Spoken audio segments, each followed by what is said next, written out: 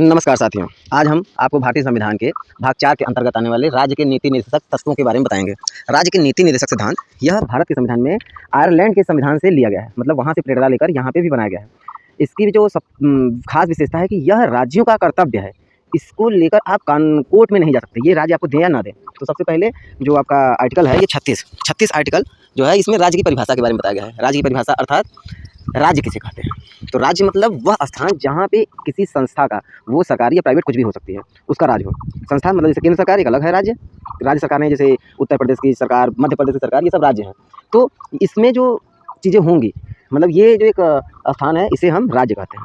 अब आता है आपका आर्टिकल नंबर 37। इस भाग में निहित सिद्धांतों का अनुप्रयोग, अर्थात इस भाग को लागू करने का राज्य का कर्तव्य है कि वो आपके लिए लागू करे। अगर वो उस योग्य होगी तो करे, अगर वो इस योग्य नहीं होगी तो वह नहीं करेगी। मतलब इसमें राज्य सरकार के ऊपर छोड़ दिया जाता है।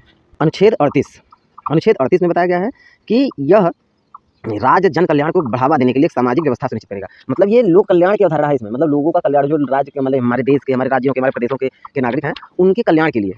लेकिन फिर भी एक बात बता दें कि 37 के अंतर्गत आप जान लीजिए कि आप इन चीज़ों को अगर राज्य सरकार लागू नहीं करती तो आप कोर्ट नहीं जा सकते, ये आपका अधिकार नहीं है, ये राज्य का कर्तव्य है। अब आता है अनुच्छेद 39 में राज्य द्वारा पालन किए जाने वाले कुछ नीतिगत सिद्धांतों के बारे में बताया गया है। अर्थात राज्य कुछ सिद्धांत बनाए गए हैं जो कि नीतियाँ तय करती है, उसके बारे में बताया गया है।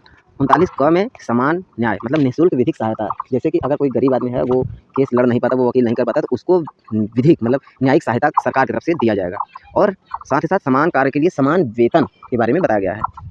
फिर आता है अनुच्छेद 40 में ग्राम पंचायतों के गठन के बारे में बोला गया है कि ये समस्त राज्य सरकारें अपने यहाँ ग्राम पंचायतों का गठन करेंगे, परंतु इसमें यह है कि ये अगर नहीं करते तो इनके लिए आप कोर्ट नहीं जा सकते। मतलब इस राज्य सरकारों पर कोई दबाव नहीं है कि उन्हें ग्राम पंचायत गठन करना ही पड़ेगा। बहुत सालों तक 1950 के बाद से बहुत सारे राज्यों में ग्राम प्रधान के चुनाव नहीं होते थे, बाद में आया तो हो गया। ये अभी आपको हम जब संविधान संशोधन पढ़ाएंगे तो उसमें हम आपको जरूर बताएंगे कि कब से सब जगह पे लगभग आ ही गया है।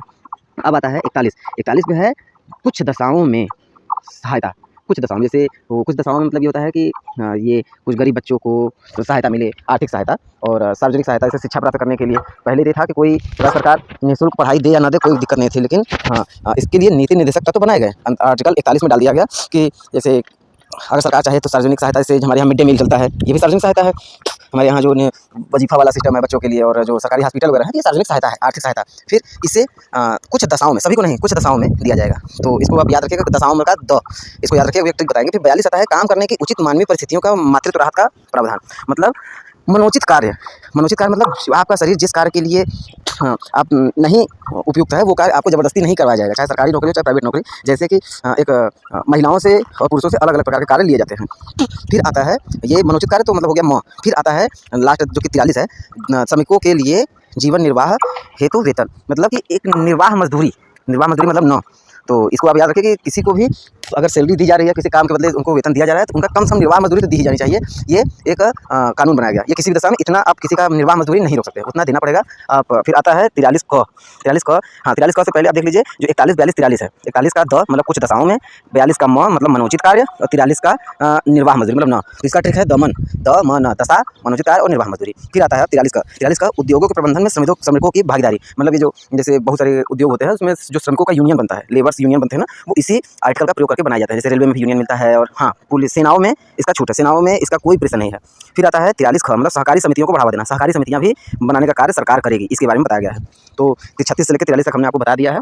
तो ये सब जानकारियाँ आपको कैसी लगे, हमें कमेंट करके जरूर बताएं, और इस वीडियो को अधिक से अधिक लोगों से शेयर करें। केमिकल लोचा यूट्यूब चैनल सब्सक्राइब करने के लिए तथा इस वीडियो को लाइक करने के लिए, तो देखने के लिए धन्यवाद।